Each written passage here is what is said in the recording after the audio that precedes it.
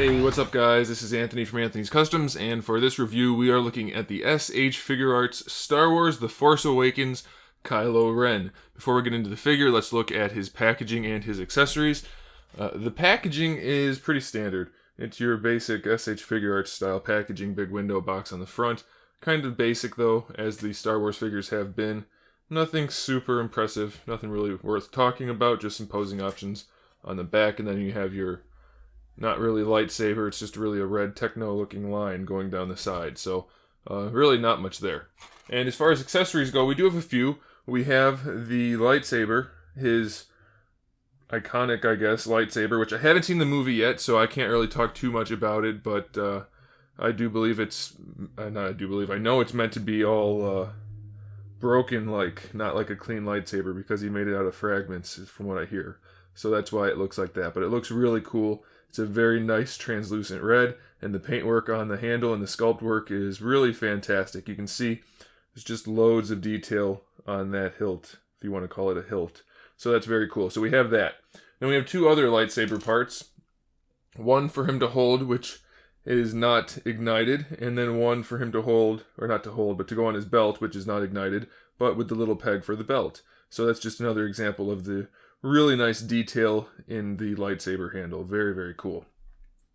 And we have some interchangeable hands. We have the two open hands, which are probably pretty recognizable from the trailer, where he uses that kind of pose.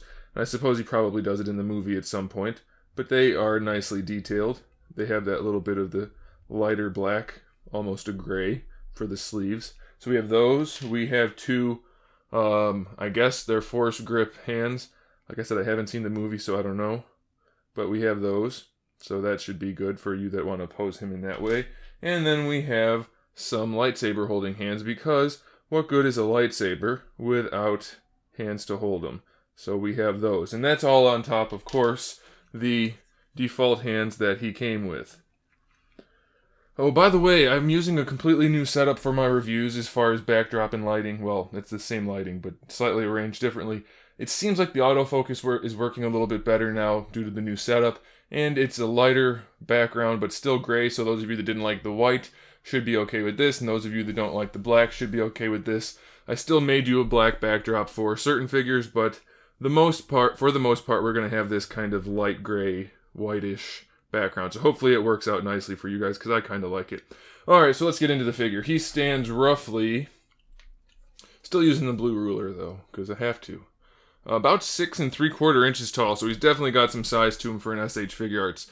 That's pretty impressive. It's not small by any means. He is rather lanky, but from my understanding he's supposed to be, so that's okay. As far as the detail work on this guy, the sculpt is fine. You can see there's tons of texturing throughout. His cloak has all of this almost like a canvas look to it. And then the sleeves have those ridges in them that he's supposed to have, so that's all good. The part around his neck is all tattered and torn, so that's all good. Same thing with the back. Everything looks like it's supposed to. The face mask has a lot of detail in it, so that's a good thing.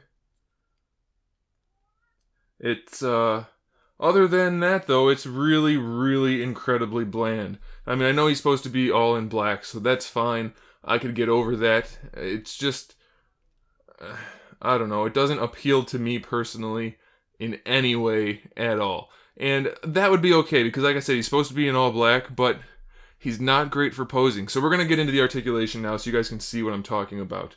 One of the things that really bugged me about this guy is the head is not meant to be removed. It's on a ball peg, but it is not meant to. I took it apart to check. It's very difficult to do that, and you stand a high risk of breaking the figure.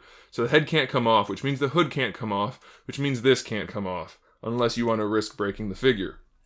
So that's really silly that you can't do that. And because of that, the posability in the head is limited to basically just a swivel, which is pretty basic. I mean, that's not good. You can lift it up a little bit, move it down a little bit, but it doesn't really go anywhere because of the hood. And on top of that, no pun intended, the hood, it just doesn't look great. It looks like it's being held up by like a fan blowing on him or something. It should be way more droopy than that from what I can remember from seeing the images. Like I said, I haven't seen the movie yet. But still, based on hoods, unless he starches his hood, it shouldn't be like that. So it's just really, it looks big and not quite right. So I don't really care for that too much.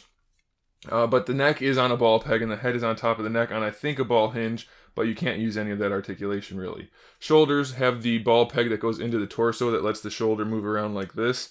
This is just a cap that hides the joint. We have the ball hinge then for the actual shoulder, so really good range of motion in the shoulder region. No problem there at all. You shouldn't have any trouble posing his arms. We got our bicep swivel built into that with that rotation right there.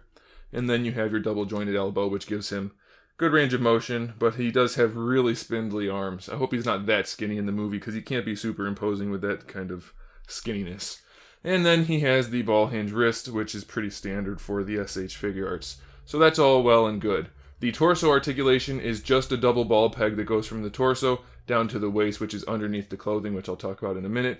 The belt is completely floating, so you can move the torso around however you want to, which I guess is good for posing, but the way they did it, it's not good for posing because you end up just with big gaps everywhere if you want to use any actual range of motion. It just doesn't look good. I mean, I guess if you want to go straight forward and only look at him from the front, it's okay, but if you look at him from the back, it's not okay. That is not okay. So that's not cool. While we're here, I can show you that's where the lightsaber goes. A little peg right there. Peg hole. So that's fine. All of the droopy parts on his outfit are just pegged on. So they have some motion and they're fairly soft, but they have no articulation. So they're just going to float wherever they go. Which means as soon as you pose the legs, let's say we bring the leg out and bend the knee, the cloth just sticks out, which looks horrible. Really, really bad. So you can't put him in any sort of dynamic poses without him looking really, really, really bad.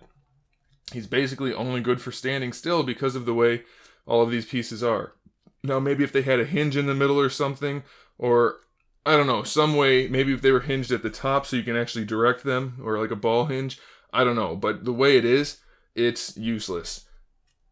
He's going to end up standing on his cape because that's where it goes. He looks like a shuttlecock with which to play badminton. It's just not a good design at all. The hips, however, unlike some of the other Star Wars figures, he does have the, it's all dark in here because he's got so many layers of clothes. Hopefully you can see that.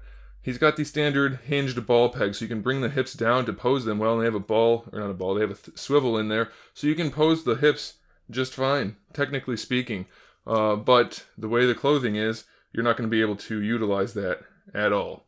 The knees have just a ball hinge. There is a swivel in there, but you can't use it, so it's just a ball hinge. And it's a pretty ugly knee joint the way they have the clothing sculpted on top like that. The ball should have been stuffed into that opening so that it didn't have that, but it does. And then lastly, for the ankles, we have a double ball peg.